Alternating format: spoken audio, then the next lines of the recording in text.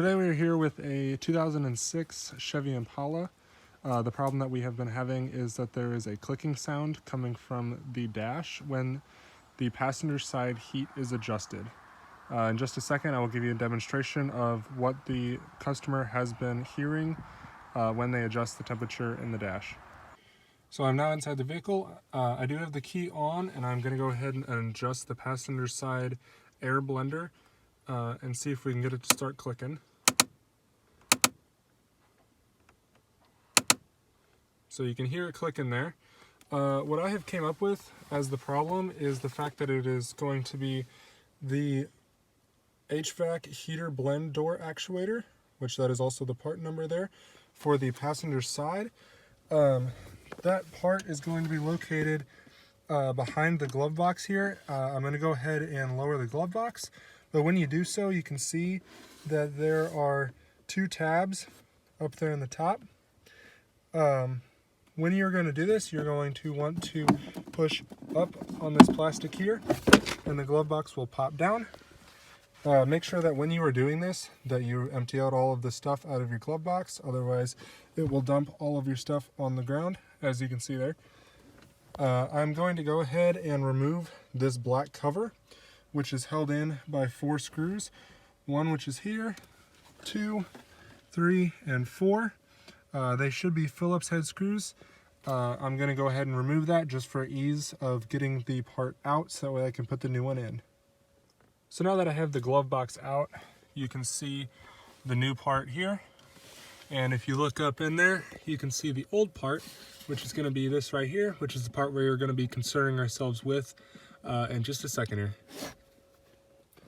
On the new part that we are putting in, along with on the old part that we are going to be taking out, we have 3 holes here on our part. 2 of them are going to be bolt holes, so this is going to be our first bolt, and that is going to be our second bolt. And then this third hole here is going to be a guide, so that way you can line the part up correctly when you're putting it in.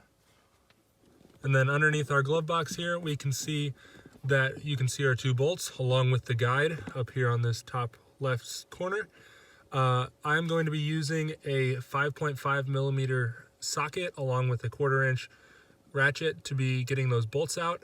And then there's also the plug up here on top of the controller, which you can just get out with a little Phillips head screwdriver. So now that I have the old motor out, I took it apart out of curiosity to see why it was making the clicking noise that it was. And if we look closely, you can see that the motor drives this small gear here, which then will drive this bigger gear. And if we look closer at this bigger gear, we can see that there are about 2 or 3 teeth missing. So what I am assuming is happening is as it tries to drive these gears to move the fan blade inside of the dash, the smaller gear is rotating around until it gets to the open spot there in that bigger gear. And then when it gets to that spot, it is only slightly grabbing those teeth. So the teeth on the bottom side of this gear, which if I pull it out here,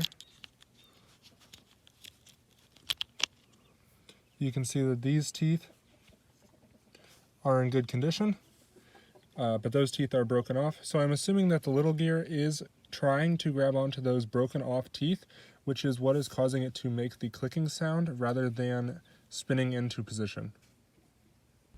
So I now have the old part out, and as you can see, I have the new part in position up there. I am going to go ahead and adjust the switch here with the key on, and as you can see, you can hear the motor running.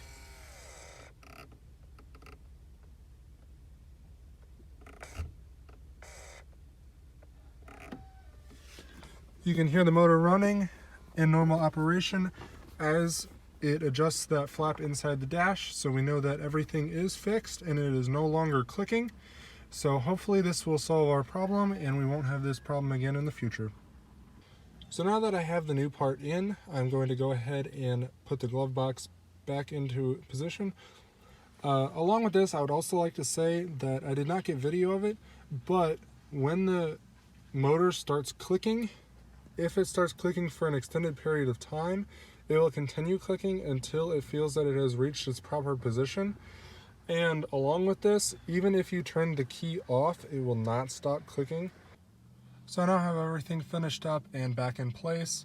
Thank you guys for watching. If this was helpful, please let me know. And if you have any questions, please leave a comment below and I will try to get to you.